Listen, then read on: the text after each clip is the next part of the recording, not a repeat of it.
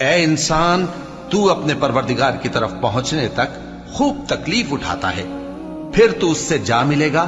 اب جس کا نامہ اعمال اس کے داہنے ہاتھ میں دیا جائے گا، اس سے حساب آسان لیا جائے گا اور وہ اپنے گھر والوں میں خوش خوش واپس آئے گا۔ اور جس کا نامہ اعمال اس کی پیٹھ کے پیچھے سے دیا جائے گا تو وہ موت کو پکارے گا اور دوزخ میں داخل ہوگا۔ وہ اپنے اہل و عیال ہی میں مگن رہتا تھا، وہ تو خیال کرتا تھا کہ اللہ کی طرف لوٹ کر نہ جائے گا، کیوں نہیں؟ اس کا پروردگار تو اس کو دیکھ رہا تھا۔ سو میں شام کی سرخی کی قسم کھاتا ہوں اور رات کی، اور جن چیزوں کو وہ اکٹھا کر لیتی ہے ان کی، اور چاند کی جب وہ پورا ہو جائے، کہ تم لوگ درجہ بدرجہ ضرور چڑھو گے۔